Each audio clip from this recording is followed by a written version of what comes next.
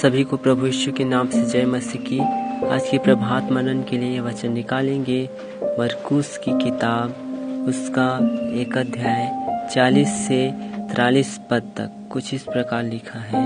एक कोढ़ी उसके पास आया, उससे विनती की और उसके सामने घुटने टेक कर उससे कहा, यदि तू चाहे तो मुझे शुद्ध कर सकता है।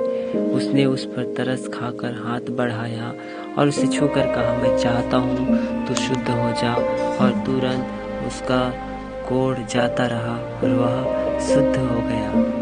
यहाँ पर एक छोटी सी हमें स्टोरी मिलती है, कहानी मिलती है कोढ़ी व्यक्ति के विषय में जो कोढ़ से ग्रसित है। अगर आप कोढ़ के बारे में जानना चाहेंगे तो लय व्यवस्था उसके 13 और 14 अध्याय को अच्छे से मनन करना। वहाँ पर स्पष्ट रूप से बताया गया है कि जो कोढ़ से ग्रसित है उस व्यक्ति को क्या करना चाहिए और जो कोढ़ है वो कैसे होता है, कैसे दिखता है, उसके बारे में पूरा वहाँ पर जानकारी आपको मिल जाएगा। तो यहाँ पर हमें देखने को मिलता है कि एक कोढ़ी व्यक्ति आया। यहाँ पर हम कोढ़ के विषय में देखते हैं कि एक कोढ़ी व्यक्ति को कोई पसंद नहीं करता, उसका जो मांस है वो गलता है, उसके शरीर से दुर्गंध आता है, कोई उसके पास भी नहीं जाना चाहता।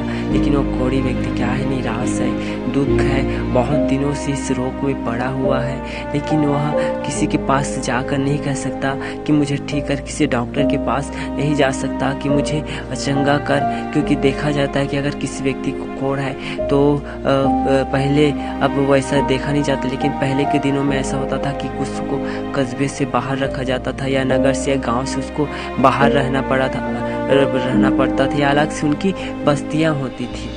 लेकिन यहाँ पर हमें देखने को मिलता है कि यह व्यक्ति क्या है, ठुकराया हुआ है, लेकिन यह प्रभु यीशु के पास आता है और ऐसे ही पास नहीं आता, उससे विनती करता है और उसके सामने घुटने टेक कर क्या करता है, कहता है कि यदि तू चाहे तो मुझे शुद्ध कर सकता है। यहाँ पर प्रभु यीशु की इच्छा को पूछता है, लेकिन प्रभु यीशु भी कहता है कि मैं चाहता हूँ कि तू शुद्ध हो जा। कोई इंसान उसको नहीं चाहता था, कोई इंसान उसके पास नहीं चाहता था, उसको छूना भी नहीं चाहता था, लेकिन यीशु ने उसको छूकर चंगा किया। इसी प्रकार अगर हमारे जीवन में कोई पाप का कोढ़ है, कोई हमारे मन में अविश्वास का कोढ़ है, या हमारे जीवन में कोई ऐसा कोढ़ है जो परमेश्वर के लिए, हम परमेश्वर के लायक नहीं है, ऐसा हमारे मनों में आता है, लोग हमें पसंद नहीं करते हैं, तो यहाँ पर हमें सोचना चाहिए, हमें परमेश्वर से गिड़गिड़ाकर प्रार्थना करना चाहिए। वो हमें शुद्ध करेगा, वह हमें पवित्र करेगा और इस योग्य बनाएगा कि हम उसके सामने आ पाएँ। लेकिन जो यहाँ पर हमें पश्चाताप करने की जरूरत है, उन हर एक गुनाहों को मानने की जरूरत है, तभी प्रभु यीशु हमें छुएगा और हमें ग्रहण करेगा, फिर पहले के जैसा न्याय करेगा। आज के लिए इतना ही। आप सभी को प्रभु यीशु के नाम से जय मसीह की।